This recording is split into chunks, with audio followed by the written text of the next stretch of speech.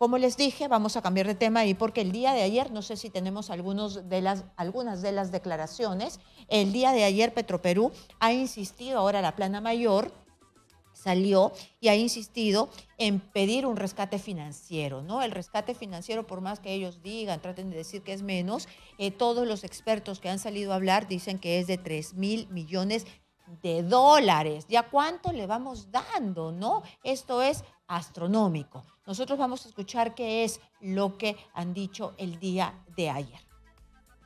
El pedido de Petroperú, esto ya ha sido ventilado, a pesar de que Petroperú no oficialmente no lo envió a los medios, esto trascendió y queremos explicarlo.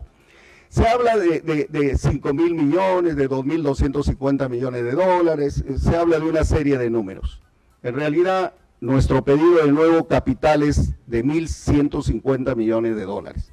Y hay tres acciones más que, como explicamos ahí, son básicamente garantías del Estado, no es dinero en efectivo. La segunda línea es, le pedimos a nuestro propietario capitalizar los 750 millones de dólares que nos dio como préstamo el año 2022. Ese es dinero que ya entró a Petroperú. El incremento de la línea de comercio exterior que siempre hemos tenido, necesitamos línea de crédito para importar. En este caso, como tenemos restringidas las líneas internacionales, le pedimos aumentar al gobierno de 500 a 1.000 millones a través del Banco de la Nación. Son cartas de garantía, no es dinero en efectivo. Y lo último, una garantía para un préstamo para el corto plazo de 650 millones de dólares. Es garantía del Estado, son documentos. Entonces, en suma, y queremos ser muy claros aquí, el pedido que ha ido del directorio a su accionista es estas medidas, pero de las cuales realmente en dinero o en capital o en alguna medida que el gobierno está analizando ver cómo lo hará, es nuevo capital, es 1.150 millones de dólares. Muy bien, entonces ha estado hablando Pedro Chira, el expresidente de la petrolera estatal, y lo que me llama la atención es que dice son documentos, pero si esta empresa quebrada que pide y pide plata no puede pagar, son documentos. ¿Pero quién es el aval? Es el Estado, ¿no? Nosotros mejor vamos a ir rápidamente con los que saben. ¿Y quién sabe? Alfredo Torne, exministro de Economía. Bienvenido, señor Torne, a Exitosa. Hola, Karina, ¿cómo estás? Un gusto y gracias por la invitación a tu programa. Muchas gracias. Por favor, ¿nos puede traducir, descifrar, explicar en palabras que todos podamos entender qué es lo que ha dicho ayer el señor Pedro Chira, presidente de Petroperú? Porque dice que más bien él no está pidiendo tanto, sino solamente papeles. Exitosa. A ver, de lo que acabo de escuchar, no son 1.150 millones, porque él está pidiendo capitalizar un préstamo que le dio el Tesoro hace ya casi 2 años de 750. Capitalizar significa que el Tesoro dejaría de cobrar ese préstamo y entraría a Petroperú, es decir, sin ningún cobro. Sería una contribución al capital de la empresa. Y después está pidiendo otros 500 millones más del Banco de la Nación, que sumarían más los que tenía antes 1.000. Si yo hago bien los números, estamos hablando de cerca de 3.000 millones de dólares de ayuda a Petroperú, cuando hace cerca de un año pues se le dio otros 2.000 millones de dólares. Lo que yo creo que tenemos que darnos cuenta es que Petroperú no puede seguir viviendo del Tesoro de la República, de los contribuyentes. Petroperú es una empresa que financió una refinería y Petroperú tiene que rentabilizar sus negocios. Eso es lo que Petroperú tiene que hacer. Y en palabras aún más fáciles, ¿por qué le está pidiendo que se le dé dinero? ¿Por qué nosotros, todos los peruanos? Porque él no le pide pues a la Iglesia Católica, a Diosito, a Los Ángeles, sino le pide el dinero a todos los peruanos, ¿no? ¿Por qué le está pidiendo a todos los peruanos que sigamos dándole estos soles o dólares a una empresa que no da resultados? Precisamente por eso, Karina, porque Petroperú ha hecho inversiones como la refinería de Talara, como el oleoducto, y ahora está entrando a los pozos petroleros que no son rentables, que no le generan ingresos o que no le generan los suficientes ingresos. Entonces, cuando uno es empresario, a uno cuando enfrenta una situación como esta, le quedan dos opciones. O uno reduce los gastos o uno reestructura su empresa de manera de mejorar sus ingresos, y las inversiones que no sean rentables, pues se tendrá que deshacer de ellas. Pero Petroperú no quiere hacer ni lo uno ni lo otro, sino que le es más fácil llamar a los contribuyentes y decirle, dame 3.000 millones de dólares. Así que fácil es competir en la empresa privada, ¿no? Claro, y entonces, pero cada uno de los pasos que usted me ha dicho son recientes, ¿no? Bueno, lo de la refinería de Talara, esto ya es un costal ya que pesa demasiado, pero lo de los pozos petroleros se les dijo que no y lo hicieron. Lo del oleoducto se les dijo que no y lo hicieron. Entonces están tomando pésimas decisiones que nos cuesta a todos los peruanos.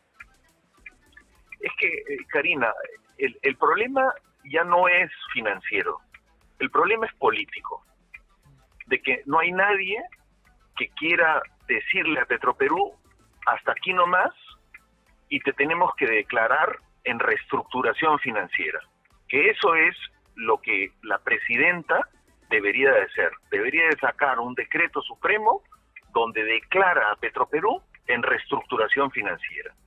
En ese proceso se debería invitar a una o dos empresas consultoras que hagan un plan de reestructuración financiera como sucede con cualquier empresa privada. Y estas empresas tendrían que decidir qué es lo que tendría que hacer Petroperú para volver a ser rentable. Pero nadie quiere tomar esa decisión política. ¿Por qué? Porque es una decisión complicada. Me imagino que eso significaría que la Fiscalía tendría que investigar qué se hizo con la refinería de Talara, si fue una buena inversión, no fue una buena inversión, quién se encargó de la refinería de Talara. Nosotros todos sabemos quién lo hizo. Es el ministro actual de Energía y Minas. Bueno, y los que lo hicieron desde el 2011, 2012, en la época de Ollantumala, refinería, ¿no? Sí. Y yo sí pienso, así como se hace una investigación del gasoducto del sur y de los otros problemas que hemos tenido con Odebrecht, se debería hacer una investigación muy a fondo sobre qué es cuáles son los negocios de Petroperú y por qué Petroperú no está bien. Por ejemplo, te pongo un ejemplo. En el 2017-2018, cuando nosotros estábamos a punto de salir del gobierno, vino una concesionaria que quería tomar todo el oleoducto norperuano. Y ellos estaban dispuestos a extender el oleoducto hasta los tramos más lejos de la selva, llevar ese oleoducto hacia Ecuador, y ellos iban a invertir 2.000 millones de dólares más, con la condición de que el Estado les daba la concesión por 30 años. Petroperú ni siquiera se sentó a revisar el planteamiento. Dijo que no, que ellos lo podían hacer solo. ¿Usted se imagina lo que hubiese sido de que Petroperú firme esa concesión con ese grupo empresarial? Petroperú sería otra empresa. Yo quiero preguntarle, ¿qué significa una reestructuración financiera? ¿Eso ya quiere decir que se le declara en insolvencia y ya de una vez? Porque ayer yo escuchaba la conferencia de prensa y se hablaba de los proveedores, ¿no? Que se les debe a los proveedores, y cuando una empresa se declara en insolvencia porque ya no tienes plata y le estás pidiendo al papá gobierno de nuestros impuestos que te den el rescate a cada rato, entonces los proveedores se cobran, pues, ¿no? Como en cualquier empresa privada. ¿Qué quiere decir? Esta reestructuración financiera es la que te dice ¿cuál es el mejor camino o ya es la insolvencia? A ver, pongámoslo en términos muy sencillos. Digamos que una economía familiar. digamos que el dueño de familia o los dos cabezas de familia, pues ya no les alcanzan los ingresos. ¿Qué hace la familia? Pues la familia se reúne y ve si es que el jefe o la jefa de la familia podría conseguir otro trabajo, otros ingresos, o revisa sus gastos a fondo. De repente los chicos están en colegios muy caros, se les cambia de colegios, en fin, se hace un estudio a fondo de dónde vienen los excesos de gastos o la falta de ingresos y se toman decisiones. Y a mí me parece que eso es lo que tendría que hacer el gobierno. Por ejemplo, otra forma de pensarlo es, si Petroperú no puede rentabilizar la refinería de Talara, ¿por qué no concesiona la refinería de Talara? ¿Por qué no se la da a una empresa internacional experta en refinación de petróleo y le dice, tú manéjala? Y de esa manera Petroperú ya no nos carga con todos los sobreempleos que se generan, los sobrecostos y todos los empleados que se han contratado en la época del señor Castillo. Porque esto viene desde la época del señor Castillo, en que Petroperú se le cargó con una serie de gastos que no correspondían a una empresa. Exministro, entonces, cuando usted habla de concesión, ¿no? Y en este momento estamos bastante sensibles con la palabra concesión, porque mire todo lo que está pasando con Rutas de Lima, ¿no? Y con OAS y con Línea Amarilla. No nos podemos sacar de encima unos contratos mafiosos, corruptos, que ya se ha determinado que son corruptos y no hay cómo romper esos contratos. ¿Cómo hacemos para que se recupere, primero, la confianza y segundo, que la corrupción no haga lo que siempre ha hecho, entregar nuestros recursos a los más corruptos? Karina, lamentablemente todos esos contratos que usted menciona son contratos efectivamente corruptos y la Fiscalía los ha analizado. Lamentablemente a nosotros nos tocó estar en el gobierno en esa época. Muchos de esos contratos ni siquiera tenían cláusula de corrupción. Otros contratos no tenían ni siquiera cláusula de caducidad, es decir, no se podían cancelar los contratos. En el ámbito internacional, las concesiones es algo que se usa en todos los países. Por ejemplo, un país como México tiene inversiones de su petrolera de Pemex en el Golfo de México y son inversiones sumamente rentables, que las exploraciones las realiza empresas como British Petroleum, como Shell, etcétera, etcétera, que son empresas que están especializadas en hacer eso. Entonces, cuando yo digo invitar a un concesionario, quiere decir, invitemos a alguien que realmente sepa manejar la refinería de Talara y que sea un experto en hacer eso. Lamentablemente, Petroperú no tiene el expertise ni para manejar la refinería de Talara, ni para explotar los pozos petroleros, ni para manejar el oleoducto. Entonces, estamos en una situación en la que gastamos y gastamos en salarios y no logramos nosotros, los contribuyentes, obtener los beneficios de esas inversiones. Muy bien, entonces acá pasa por una decisión política, pero con un gobierno tan inestable, con baja popularidad, que está haciendo lo posible por quedarse, que también el Congreso no tiene ninguna credibilidad y entre los dos tratan de quedarse. ¿Usted cree que se pueda dar esta decisión que tanto se anhela, que usted dice que es la única manera que tenemos para salir de este hoyo, que lo único que hace es succionar el dinero que no tenemos? Pero mira, Karina, el problema de Petroperú no es un problema de la presidenta Dina Boluarte. Es un problema que cargamos todos los peruanos, gobierno tras gobierno tras gobierno. O sea, nosotros tuvimos que cargar parte de ese problema. La única solución para Petroperú es darle una solución de largo plazo. Es decir, que la señora Dina Boluarte diga, perfecto, Petroperú es un problema complicado y se los vamos a dar la solución a los expertos.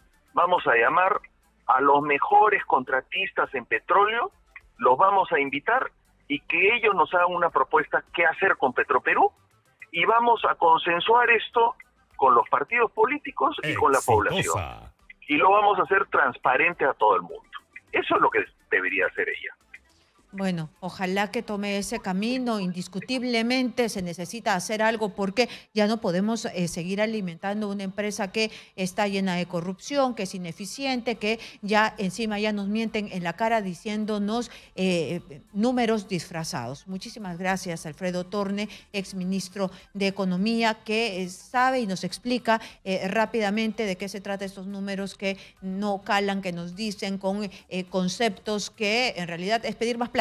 Es pedir más plata y ya hasta cuándo, ¿no? ¿Hasta cuándo? Ojalá que la presidenta de la República tome una decisión. Cuando los negocios no caminan y se tienen que cerrar, reestructurar y hacer algo, pero no podemos seguir en la misma situación. ¿Por qué? Porque hay un montón de peruanos que no comen en este momento. Y si los peruanos no están comiendo, no estamos para estar desperdiciando la plata en esta clase de negocios sin sentido.